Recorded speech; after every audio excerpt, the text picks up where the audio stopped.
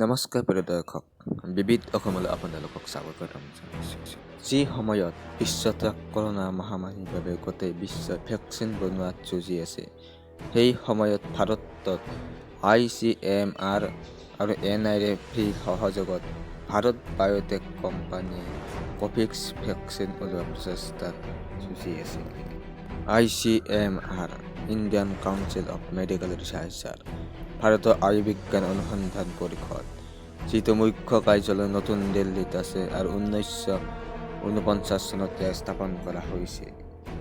ইয়াৰ পিছত NIV national institute of ভাইৰলজি, যাৰ মুখ্য কাৰ্যালয় পুনে আৰু 1952 চনত প্ৰতিষ্ঠা হৈছিল। আৰু ভাৰত বায়'টেক এটা বায়'টেকনলজি কোম্পানী, যাৰ মুখ্য কাৰ্যালয় হায়দৰাবাদত। ইতিমধ্যে কোভেক্স ভেকচিন ফেজ 1 আৰু ফেজ 2 হিউমেন ক্লিনিকেল ট্ৰায়েলৰ কাৰণে পঠোৱা হৈছিল।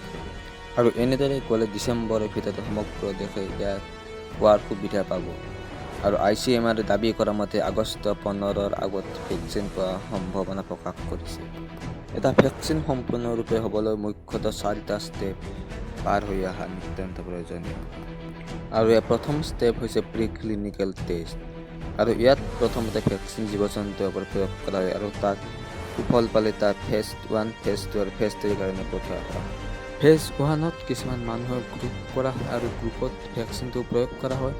তাত কোনো ধৰণৰ অসুবিধা নাপালে এইটো ফেজ 2লৈ পঠোৱা হয় আৰু ফেজ 2ত তাৰ মানুহৰ গ্ৰুপৰ সংখ্যা বেছি কৰা হয় আৰু তাত কোনো অসুবিধা নাপালে ফেজ 3লৈ পঠোৱা হয় আৰু তাত অধিক সংখ্যক মানুহ তাত ট্ৰায়েল কৰা হয়। এটা ভেকচিনৰ কাৰণে ফেজ 3টো অত্যন্ত জটিল পৰ্যায়। ইয়াত ভেকচিনটোৰ ছাইড ইফেক্ট আৰু ভৱিষ্যতে কেনেকুৱা ধৰণৰ ৰিয়েক্ট কৰিব সকলোবোৰ অধ্যয়ন কৰি ভেকচিনটো বজাৰলৈ এৰি দিয়া হয়।